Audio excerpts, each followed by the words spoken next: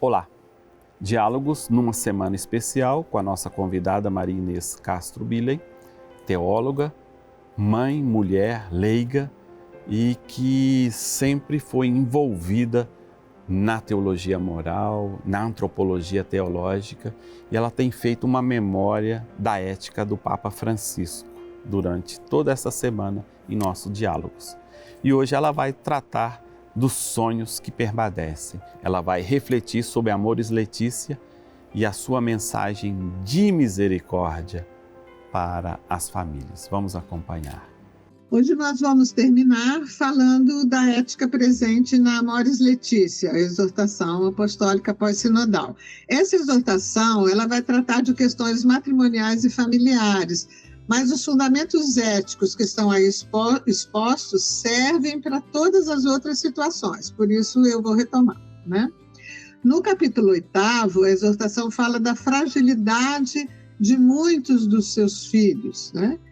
E ele vai dizer assim: embora não cesse jamais de propor a perfeição e convidar a uma resposta mais plena a Deus, a Igreja deve acompanhar com atenção e solicitude os seus filhos mais frágeis, marcados pelo amor ferido e extraviado, dando-lhes de novo confiança e esperança, como a luz de um farol num porto ou de uma tocha acesa no meio do povo, para iluminar aqueles que perderam a rota ou estão no meio da tempestade.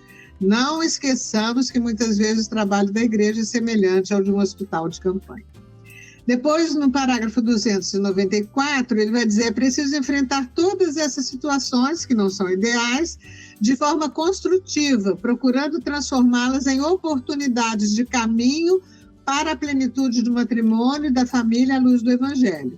Acolher e acompanhar as pessoas com paciência e delicadeza. E ele vai dizer: nesta linha, São João Paulo II já propõe a chamada lei da gradualidade, ciente de que o ser humano conhece, ama e cumpre o bem moral segundo diversas etapas de crescimento. O ideal moral está lá na frente, mas as pessoas só conseguem dar alguns passos. Então, aqui a importância do discernimento, né? Depois ele vai dizer: duas lógicas percorrem toda a história da Igreja, no parágrafo 296. Duas lógicas: marginalizar e reintegrar.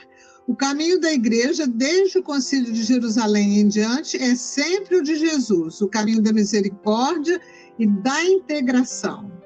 O caminho da Igreja é o de não condenar eternamente ninguém, derramar a misericórdia de Deus sobre todas as pessoas que a pedem, com o coração sincero. Por isso, temos de evitar juízos que não tenham em conta a complexidade das diversas situações. E é necessário estar atentos ao modo em que as pessoas vivem e sofrem por causa da sua condição.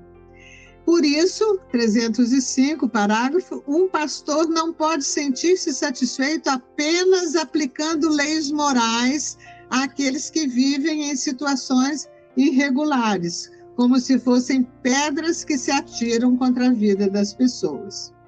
Então, aqui a importância do discernimento. O discernimento deve ajudar a encontrar os caminhos possíveis de resposta a Deus e de crescimento no meio dos limites.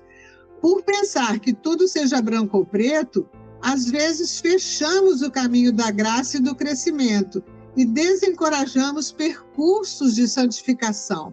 Lembremos de que um pequeno passo no meio de grandes limitações humanas pode ser mais agradável a Deus do que a vida externamente correta, né? Depois ele vai dizer: o ideal pleno do Evangelho é assumir a lógica da compaixão pelas pessoas frágeis e evitar perseguições ou juízos demasiado duros e impacientes, né? Depois ele diz: às vezes custa-nos muito dar lugar ao amor incondicional de Deus. Pomos tantas condições à misericórdia que a esvaziamos do sentido concreto e real. E essa é a pior maneira de frustrar o Evangelho, né? Então ele vai dizer: é preciso um discernimento pastoral cheio de amor misericordioso, que sempre se inclina para compreender, perdoar, acompanhar, esperar e, sobretudo, integrar.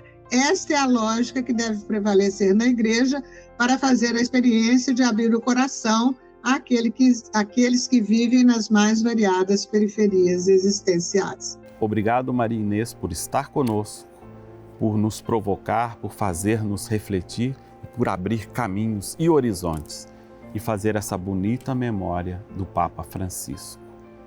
Que o mundo possa ser melhor e que a gente possa fazer um novo discernimento, o discernimento da vida, o discernimento de uma igreja em saída, de uma igreja carregada pelo Espírito Santo. Tchau.